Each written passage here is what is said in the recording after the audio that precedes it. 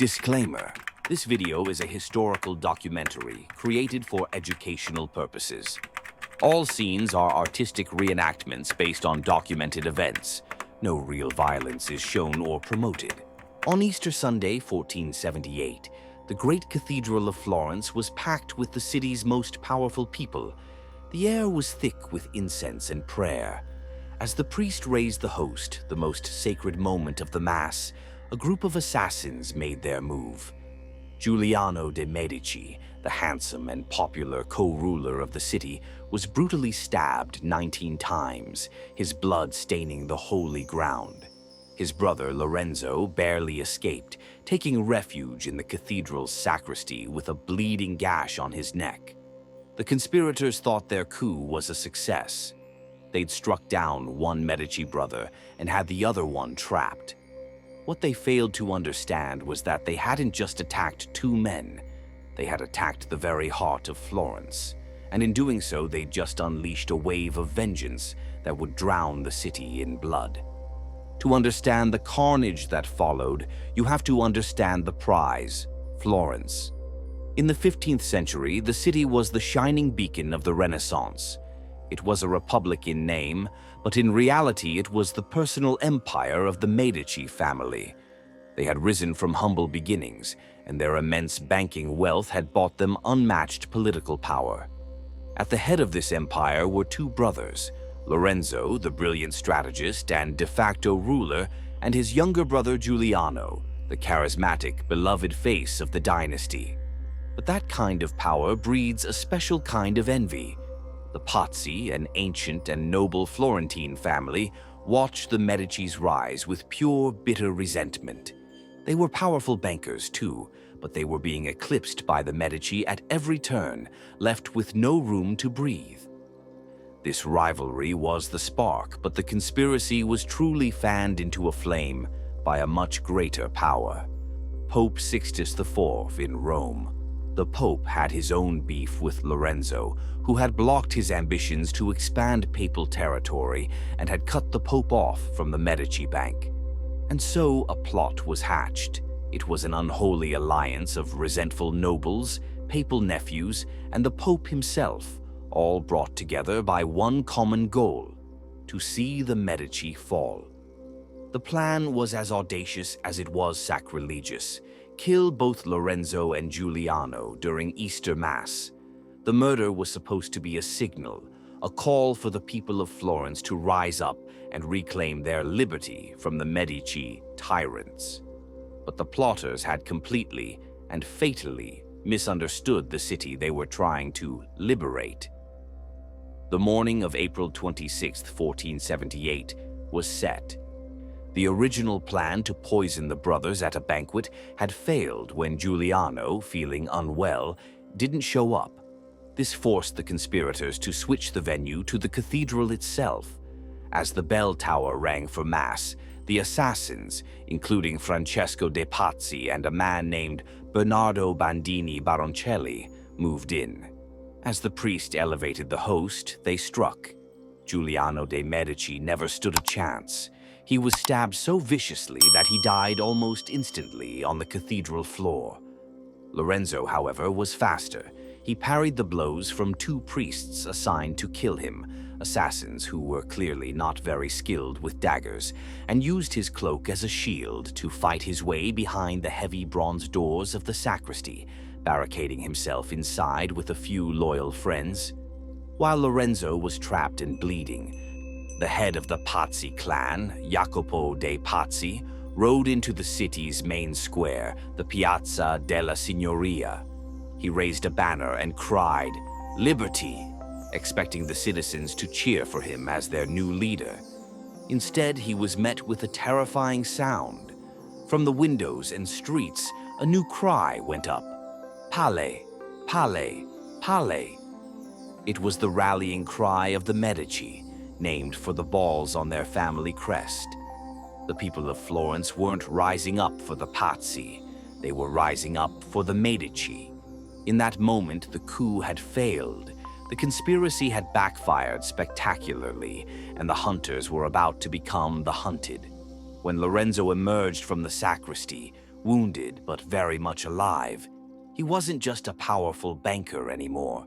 He was a survivor, a living symbol of Florence, and he was ready to unleash the city's rage. What came next wasn't justice, it was a purge.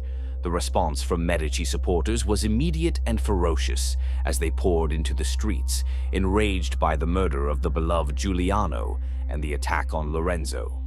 The conspirators were rounded up and met with brutal, on-the-spot executions. The most chilling display was saved for the ringleaders. Francesco de Pazzi, who had just murdered Giuliano hours earlier, was dragged to the Palazzo Vecchio, the seat of government. He was hanged from one of its windows, his naked body left to dangle over the furious crowd below. Beside him, they hanged another key conspirator, Archbishop Salviati, still in his formal robes. An archbishop, executed without a trial and displayed like a common criminal, sent a shocking message to all of Italy, and especially to his patron, the Pope. The bloodshed didn't stop. On the day of the attack alone, more than 30 people were killed. In the months that followed, the official number of executions would climb to over 80. Jacopo de Pazzi, the patriarch who had screamed for liberty, was captured a few days after escaping. He was tortured, hanged, and buried. But even that wasn't the end. A mob later dug up his body, dragged it through the streets, and finally threw it into the Arno River like trash. The message was crystal clear. There would be no forgiveness, not even in death.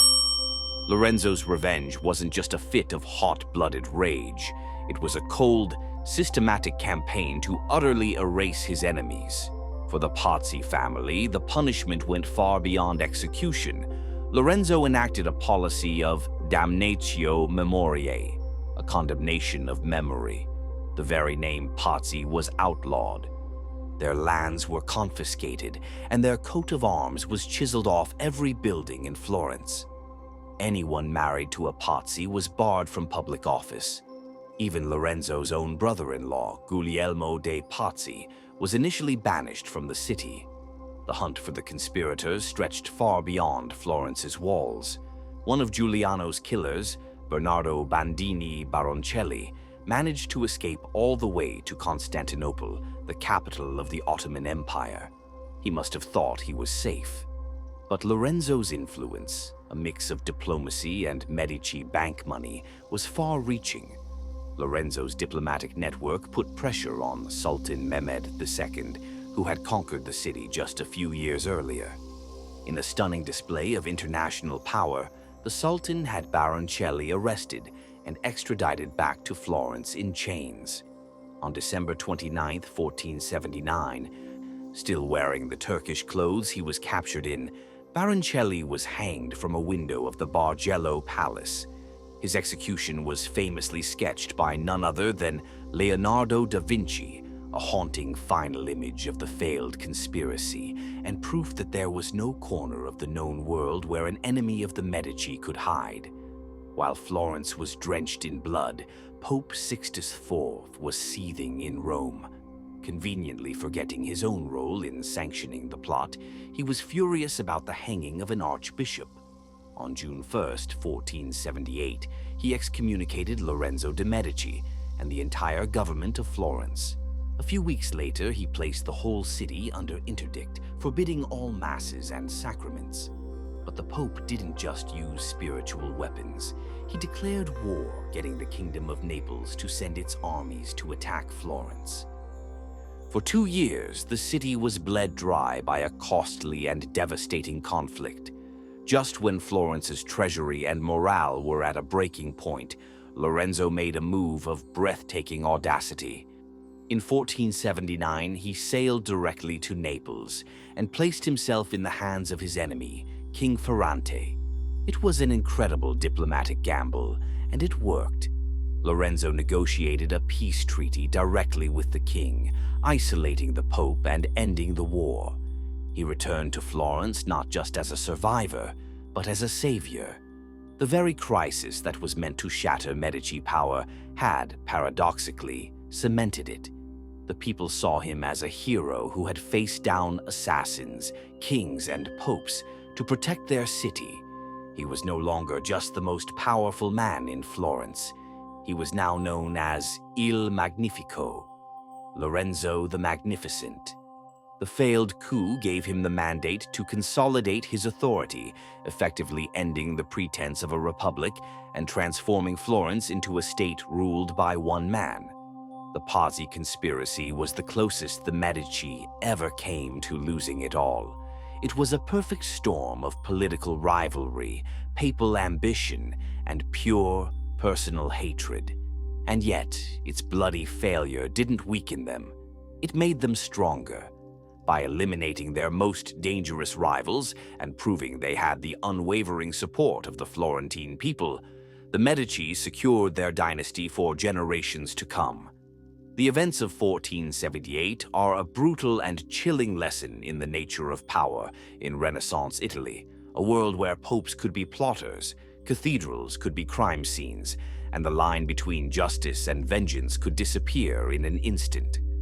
It was Florence's own Red Wedding, a day that showed everyone that the Medici were not just patrons of the arts, but masters of a much darker art, survival.